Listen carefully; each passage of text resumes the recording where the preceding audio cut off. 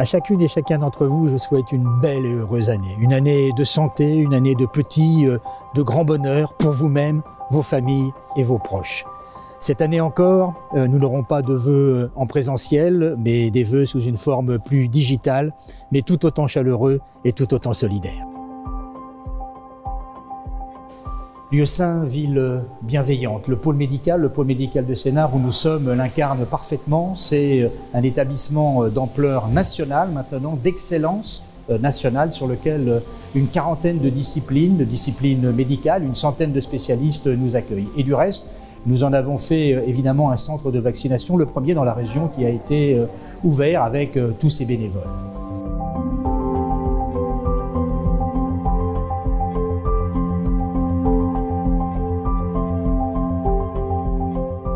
Un centre de vaccination que nous avons ouvert dans un délai record grâce à un partenariat exemplaire, la commune bien sûr, mais aussi le pôle médical, là où nous sommes, mais aussi l'ARS et puis bien évidemment une association, la Croix-Blanche, qui à travers l'ensemble de ses bénévoles assure évidemment l'accueil de ce centre de vaccination.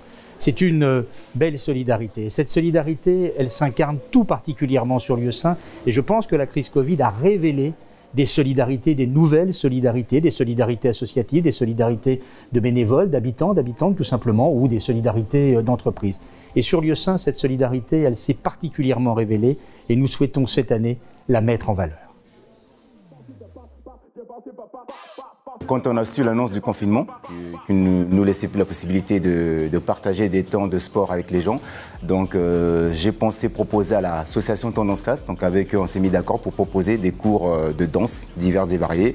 Par contre, ouvert à tous les Lieusaintais. Pourquoi? Sans démagogie, parce qu'il y avait un Lieusaint solidaire qui s'était ouvert au même moment. Donc on a partagé nos lives avec Lieusaint solidaire, qui les a relayés, et donc on a insisté que c'était vraiment ouvert à tous les Lieusaintais et puis toutes les personnes souhaitant faire partie de cette aventure. Dans un premier temps, pour nous, c'était très important de rompre l'isolement au niveau des personnes, puisqu'on apprenait qu'on était confiné automatiquement, s'isoler, donc il fallait rompre un peu l'isolement.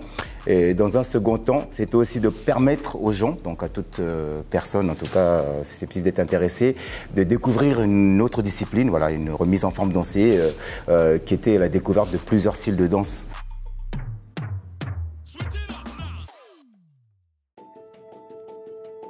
Depuis la pandémie Covid-19, les actions solidaires de groupe ATF se sont traduites par la fourniture d'ordinateurs portables aux étudiants de l'Université d'Evry pour le passage de leurs examens, par la fourniture de 350 ordinateurs pour les 23 communes de Grand Paris Sud, pour les familles dans le besoin afin d'éviter le décrochage scolaire des enfants, par la fourniture de masques inclusifs, qui sont des masques transparents, à l'ensemble des écoles maternelles et primaires des communes de Moissy-Cramaillé et des Lieusaint sur lesquelles nous sommes implantés pour faciliter l'apprentissage du langage notamment, et également par un partenariat, un concours d'éloquence à destination des jeunes, parfois en difficulté dans la recherche d'un emploi. Quand l'entreprise se porte bien, il est normal effectivement d'aider notre écosystème et d'aider ceux qui sont plus en difficulté, parce que encore une fois, tout seul on ne fait pas grand-chose et que les choses on les fait ensemble.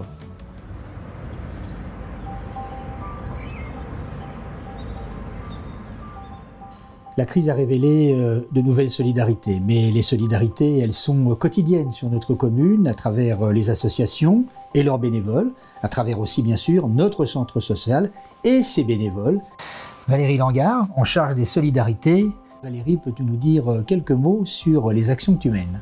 Oui Michel, nous sommes ici dans le lieu même des solidarités, puisque c'est un lieu où on accueille toutes sortes de publics, que ce soit des enfants, des familles, nos seniors également. On y trouve toutes sortes d'actions, puisque nos bénévoles les portent au quotidien. On y trouve notamment des gens qui s'occupent de la gratuiterie, on a aussi tout ce qui est sur l'inclusion numérique, on a le café Poussette, on a également des actions qu'on va mettre en place sur des jardins solidaires, des frigos solidaires. On y retrouve également le don des 4 saisons, puisque c'est une nouvelle action qu'on a mis en place à destination de nos étudiants notamment. Et toutes ces actions seraient bien évidemment pas possibles sans le soutien de nos bénévoles qui œuvrent au quotidien. Je tiens aussi particulièrement à les remercier chaleureusement, et c'est aussi pour ça que nous avons souhaité, pour ces vœux 2022, les mettre en lumière. Donc aujourd'hui, le soutien scolaire, en fait, c'est une méthode classique à partir des livres, on reprend des exercices. L'avantage du class donc, qui est mis en place, c'est qu'en fait, c'est un apprentissage par le jeu. Donc on apprend par des jeux de stratégie, des jeux de construction, et ça leur permet d'avancer, de comprendre un peu le but du jeu. Et cette méthode-là peut être transposée sur les matières scientifiques. Donc moi, ce qui m'intéressait, c'est de les aider à évoluer, à s'épanouir en fait dans la classe, plutôt que de rester renfermés, donc à aller de l'avant et participer à leur évolution. Gardons le lien, c'est un moment où je dois venir tous les 15 jours sur la commune, donc j'ai un bureau qui m'est attitré, et je contacte les personnes qui en ont fait le besoin, donc qui ont sollicité le CCAS pour avoir un entretien avec quelqu'un de la commune. Mon but, et le but du CCAS, et donc de Gardons le lien, c'est de contacter ces gens et leur dire « Vous n'êtes pas seuls, nous sommes ici avec vous, nous sommes présents. Le CCAS est toujours là, la mairie est là. Si vous avez besoin de quelque chose, contactez-nous. »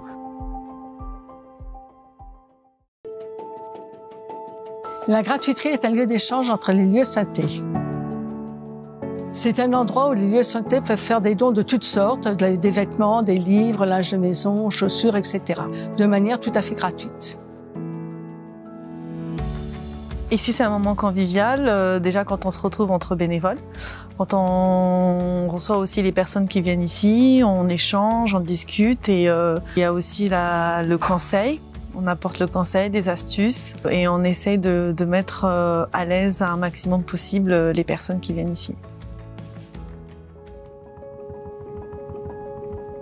Donc je m'appelle Marie-Noël, tout le monde m'appelle Mano, c'est mon surnom. Comme aujourd'hui je suis à la retraite, j'ai le temps de faire beaucoup de choses et entre autres de faire partie de l'association et d'aider ceux qui ont besoin dans plusieurs choses. La cuisine, le jardin, la couture. C'est important de me rendre utile, d'aider les gens quand il y a besoin. Et j'ai toujours fait plus ou moins ces choses-là, suivant le temps que j'avais et la possibilité que j'avais.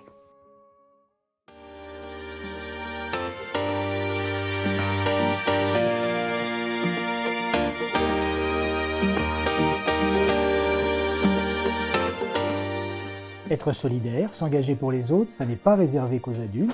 C'est aussi notre jeunesse. Je suis ici au sein de notre espace jeunesse avec les membres du conseil municipal des jeunes qui s'engagent pour toute notre jeunesse. Le conseil municipal des jeunes, ce sont 25 jeunes collégiens qui ont été élus en 2021 et s'investissent pour Lieusaint pour améliorer notre ville en proposant des projets à travers différentes commissions, dont la commission solidarité.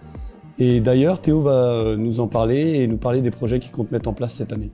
Avec mes camarades du CMJ, nous avons déjà fait une animation, c'est qu'on a récolté 350 kg de nourriture au Resto du Cœur.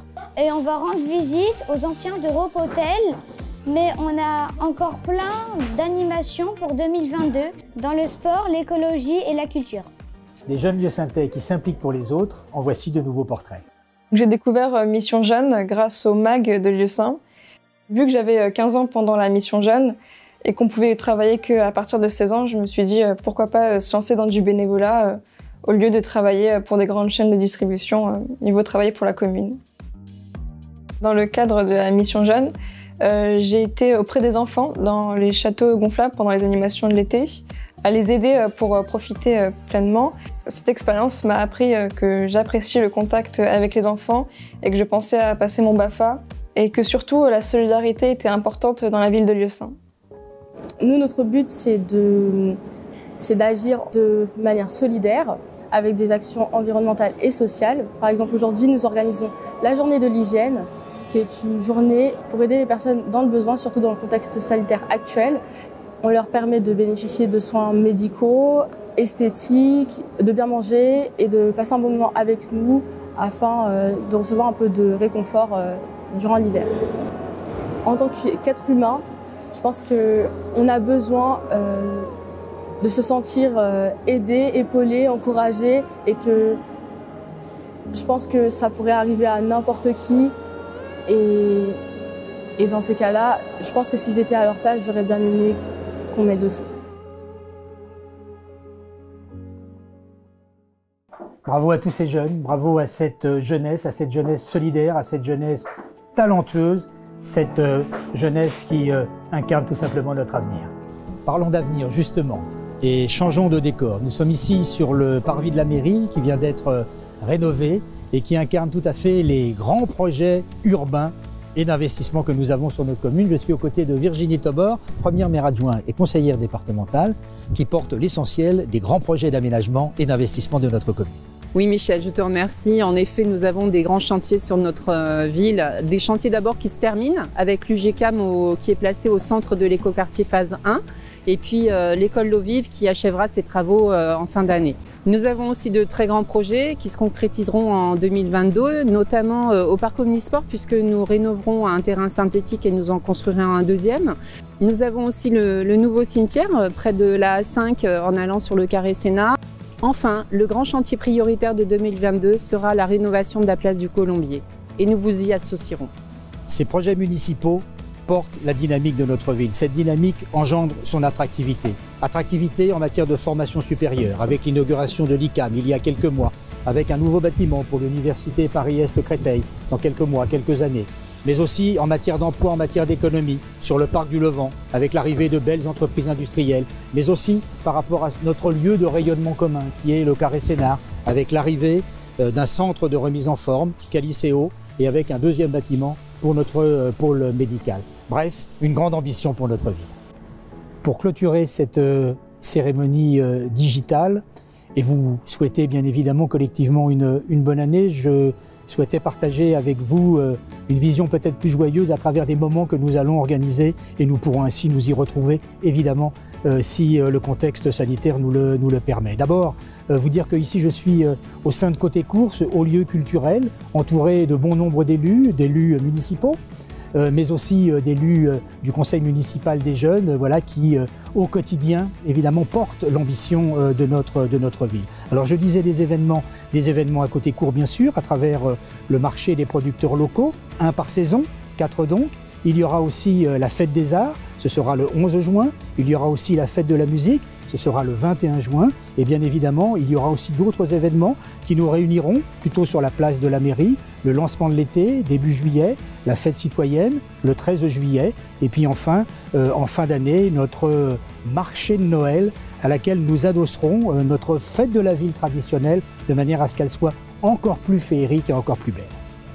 L'âme de lieu saint, c'est vous, c'est nous, c'est eux.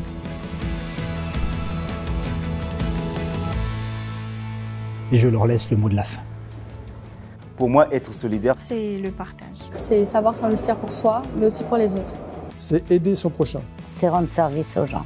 C'est ne laisser personne sur le bord du chemin. C'est améliorer notre monde. C'est être fraternel.